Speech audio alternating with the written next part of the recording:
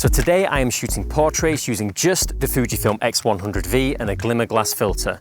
Not a setup most people would probably recommend for portraits, but hopefully by the end of today's video you will see why you should. I'll be shooting at a few urban locations, and I also want to show you some straight out of camera shots using the FUJIXWEEKLY Portrait 400 simulation, so I'm interested to see how they turn out for portraits.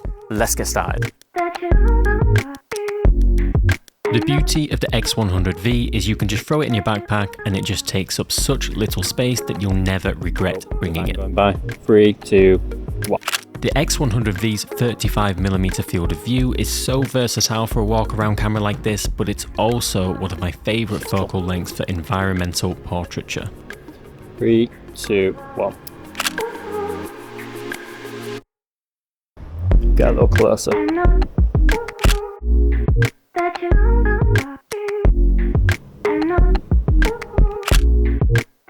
And as promised, here is a look at the unedited, straight out of camera Portra 400 simulation. Fujifilm gives you pretty much the best straight out of camera look. And whenever I shoot Fuji, here is how a model reacts to seeing the back of the camera. The pictures look very filmic as well. That's so cool. Oh my god. Yeah. That is amazing.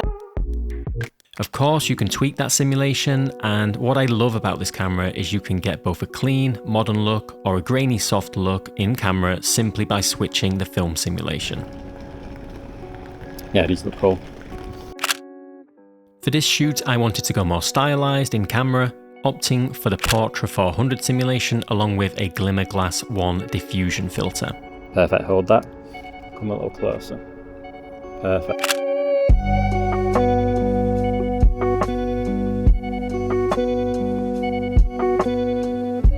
I recommend Glimmerglass for that softening of details and highlight bloom that I like from the Black Pro Mists, but I find that you don't get the same loss of contrast that I never really liked in the Pro Mists. Here I am using the one-stop strength.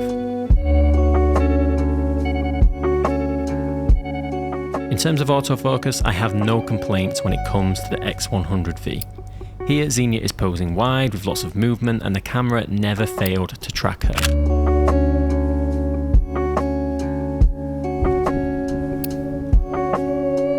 Wind's blowing up, that's cool. Sure, the autofocus may not be as fast as the competition, but it is certainly very accurate. 2, 1. Oh, and how awesome is the built-in ND filter?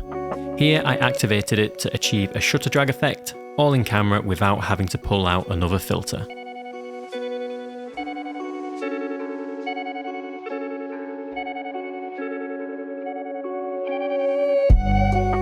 Yeah, that's nice. A little closer now. Again, as I said earlier, I love how small and low profile the X100v is. Yeah, that's cool. It's a lot more inconspicuous and casual looking when shooting in public, attracting a lot less attention compared to something like a full-frame DSLR, for example. Yeah, that looks really cool. You may be able to get this small camera into more places that they wouldn't let you in with a DSLR.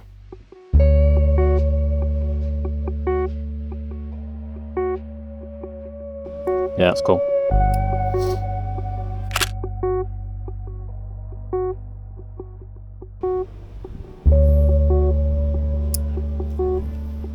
The X100v also has excellent dynamic range, up there with any full-frame camera I have used. In a contrasty shot like this, there's always plenty of scope for highlight and shadow recovery. I finished off day one in the studio, where I also shot some footage straight out of the X100v using the Eterna film simulation. I love the look and it required zero editing to get this finished look. Such nice colours right off the bat.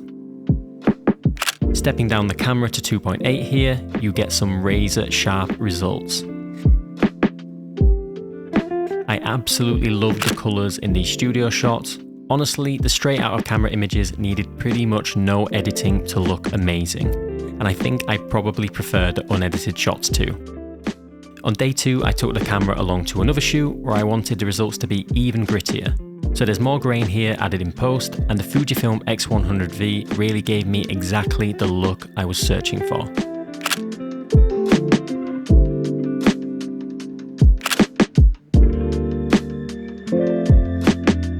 I really think every photographer, for one shoot every now and again, should restrict themselves to a single focal length. The X100v's fixed focal length removes any concern with whether I'm using the right lens for the right situation and allows me to be more in the moment and get more creative.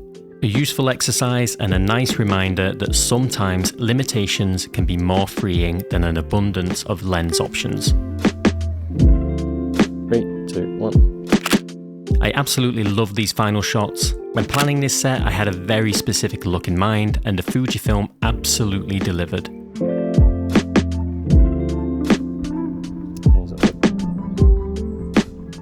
I used my Canon system on this day too, but for these shots, the Fuji just gave me the grainy, soft, filmic look I was looking for.